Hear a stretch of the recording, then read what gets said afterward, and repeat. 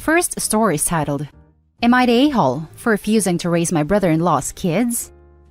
I, 28 female, have been married for 4 years. My husband, 29, has a brother who is 2 years older than him. Let's call him Ben. Ben has 2 kids, 6-year-old and 9 months old, with a woman called Amy. When Ben was still with Amy, he was an a-hole towards her. He promised to marry her but never did. Instead, he cheated on her multiple times. So, about 2 years ago, Ben was caught cheating again, and this was Amy's last straw and they broke up. I should add, Ben knew Amy was a few weeks pregnant at this point. Amy, who had been living with her mother, decided to move closer to the city to look for work. Soon enough, she found herself a boyfriend and moved in with him. This caused Ben to become enraged. He threw another online tantrum, saying he didn't want his kids being raised by a stranger, and even threatened to stop supporting the kids financially if they continue living with the boyfriend. Amy resorted to sending her kids back to live with her mother. Unfortunately, a few weeks ago, Amy's mom had a stroke and is now incapable of caring for herself, much less the kids. So now, I found out that Ben asked my husband if we can raise his 2 kids for him. He says he doesn't have time to do it because he has to work as a teacher and come home to mark schoolwork. He says since I work remotely, I'm the only one capable of taking care of the kids. I refused, and I'll give my reasons. 1. I already have 2 kids to take care of, who are under the age of 3. 2. I don't want to have to spend any more time with Ben than I already do. He's a misogynist, stupid brat. The fact that he thought it would be okay to speak to my husband only about us raising his kids proves my point. 3. We have very different life views and parenting strategies, and raising his kids would interfere with my autonomy in raising mine. For example, I bought my son a play stove, and Ben made a lot of unnecessary comments about the toy being for girls in front of my son. Thankfully, my husband told him to back off, but this is just one example of why I think he's a bad influence for a child. 4. I think this whole situation is because of Ben's incapability to grow up. I think he could care for the kids himself, but he wants to live the bachelor life and continue drinking with his friends instead of raising his own kids. This is why my husband disagrees. I told him I might have been willing to raise the kids if Ben and Amy were dead, or if they were incapable of caring for the kids because of something they can't control. But I'm not willing to raise them just so the parents can do other things. This made my husband say that I'm punishing the kids because of the parents' mistakes. He says he feels that both Ben and Amy are not good enough parents because Ben drinks too much, and Amy introduced the kids to a boyfriend she had only known for a short time. He says if you see kids suffering, you should be willing to step in. Even if the parents are at fault, the kids are innocent. Now for the top comments. Not the a-hole. I'm sorry, why can't their mother take them again?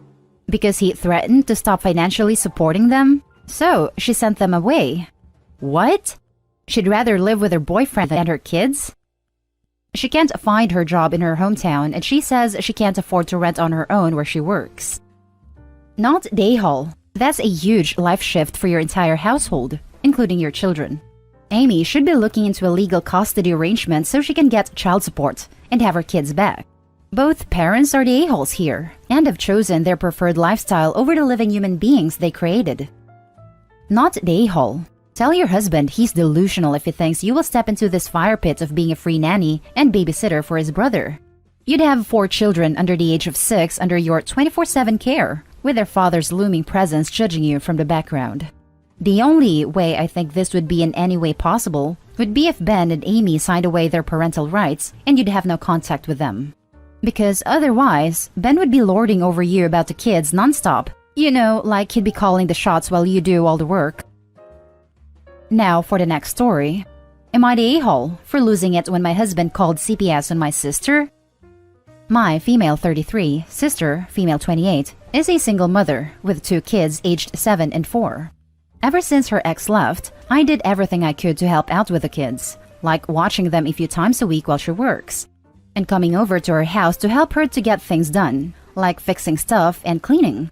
My husband voluntarily took part as well, and he'd go over to help with a few things. He said he wanted to and was happy to help. No one made him go or even ask him to do any of the things he did. Lately, he started complaining whenever my sister brings the kids so I could watch them for a few hours. He'd say that it started affecting our lives by not going out and meeting with family and friends and having to watch the kids instead. Thing is, he was free to go hang out with his friends. I was fine and willing to help with the kids since I work from home and seeing how hard she works. He brought it up again and said that my sister clearly can't handle being a single mother and needed to stop counting on us for help. I thought he was being mean by making those comments. I told him he doesn't have to help if he felt uncomfortable, and he stopped talking about it. Last week, he threw a fit when my sister brought the kids so I could watch them for a few hours, and he said that I was being a doormat for my sister and that we weren't obligated to do the hard work for raising her kids for her. He left the house, then came home in the evening. The next day, I got a call from my sister, and she was crying, saying someone called CPS on her and had an agent come over to her house for a surprise visit.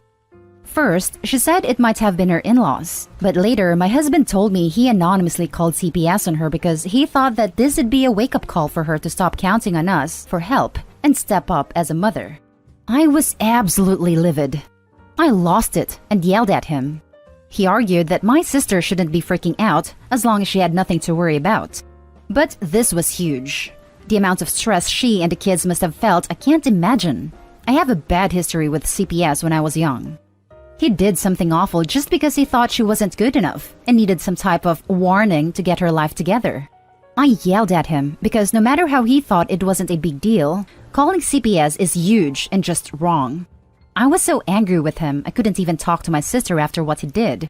I talked to her and she was feeling upset and frustrated and shaken up. She doesn't know my husband was the one who made a call, and I feel horrible thinking about it. I'm so mad at him despite him apologizing for what he did. Just to clarify, I watch the kids 3 times a week, till noon and sometimes from noon till the evening. No more than 6 hours. I'd visit my husband's family during the weekend. That's when I'd usually go out. It's not like I'm neglecting him or anything, so I don't know why he behaves like this. I had no idea. It never occurred to me that he'd do something like this. There's no excuse for this.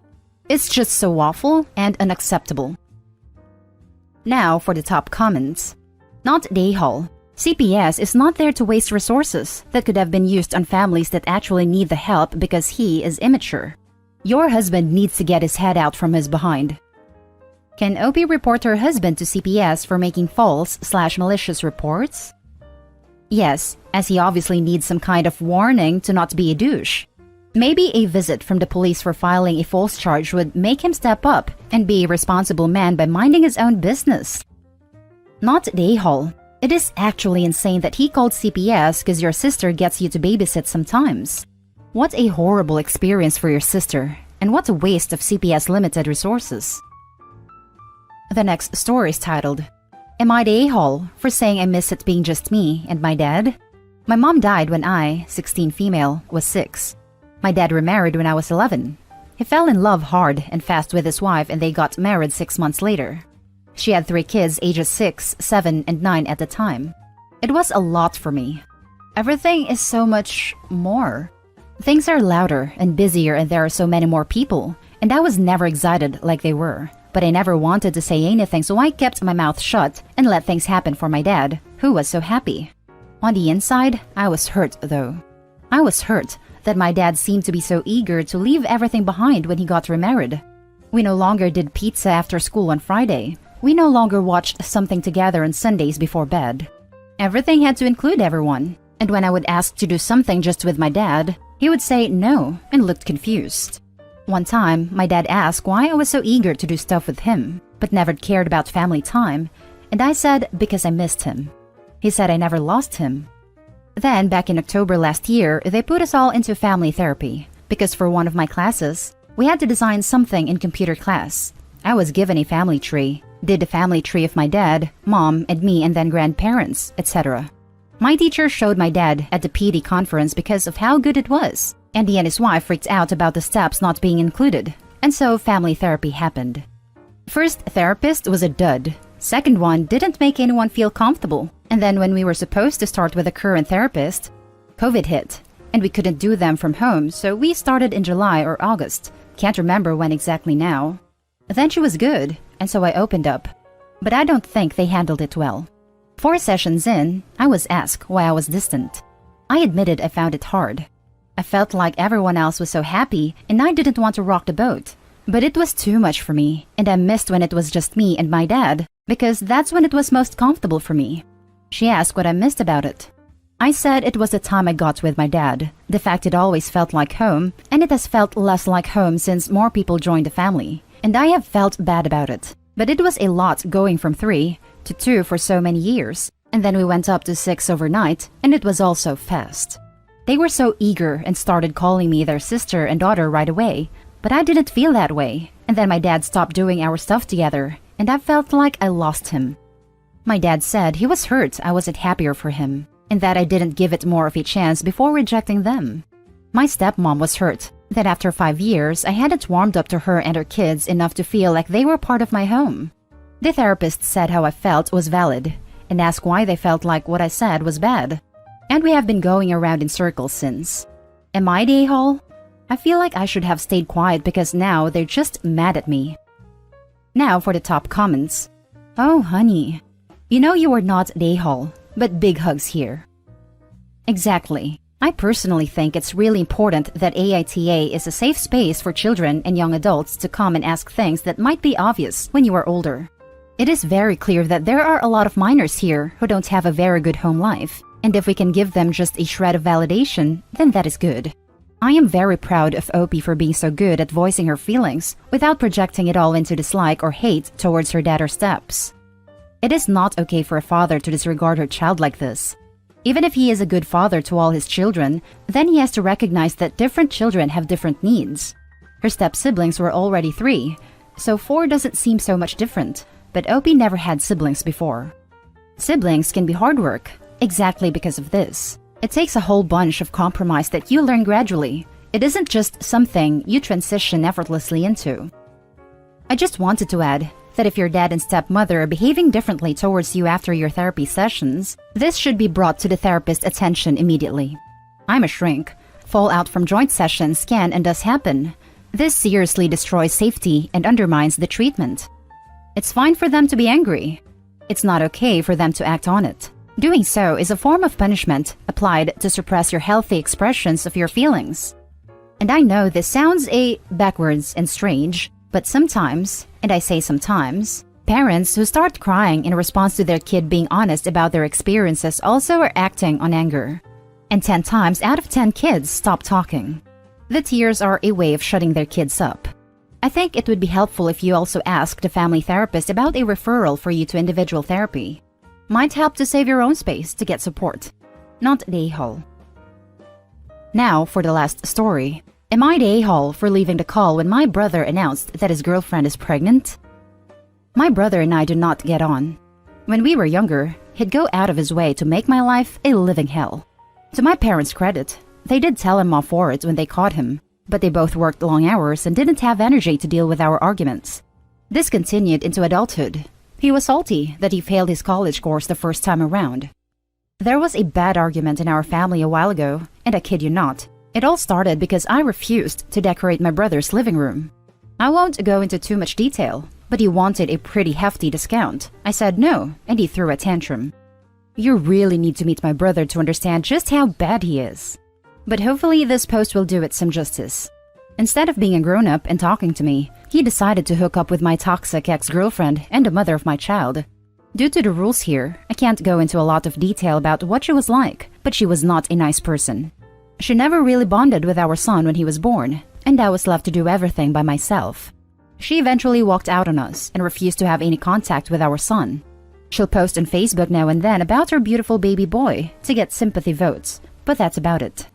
I have been a single dad for almost 3 years now, and I absolutely adore my son. But it hurts to think that one day he might question why his mom didn't want anything to do with him. How am I supposed to explain that to him? Anyway, it bothered me when my brother told me they'd hooked up together. It hurt even more when he started dating her. It had taken me so long to get over what she did to me and my child, and now my own brother was bringing her back into my life? Yesterday, we had a family video call. Parents are high risk, and we're not taking any chances. When my brother decided to announce that he and my ex were expecting, I just froze. I didn't know what to do or think. I could feel myself starting to cry a little bit, and it got a bit harder to breathe. Eventually, I decided to just congratulate them, and then made up some lie about needing to put my son down for a nap and left. I received a bunch of messages from my brother and his girlfriend, telling me that I stole their thunder. After I left, my parents and some other family members started worrying if I was okay and not really focusing on their news. My uncle told me that I should have just been a man and stuck it out instead of making excuses to get out of it.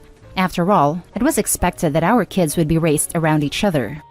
I feel like maybe I shouldn't have left the call, but at the same time, it would have been worse if I'd stayed and had a full-blown panic attack in front of everyone. Some of the family members are split and have argued that I won't be able to avoid my brother and his family forever, but others believe I was in the right to leave the situation. I don't know what to think. Now for the top comments. Not the a-hole. I think you handled the situation as well as you can. Also, really? Your ex is going to go and date your brother and have a child with him, yet not take responsibility for the child with you? That's really messed up. Thank you. And yes, she's not a very nice person. I honestly doubt she ever really thinks about our little boy. She's missing out though. He's an amazing boy. Not the a-hole. Your kid is going to grow up with half-siblings but think they're cousins. His aunt will actually be his mom who wants nothing to do with him. And they're trying to make you think you're the a-hole here? Nope. No way. No how. Nil. None. No.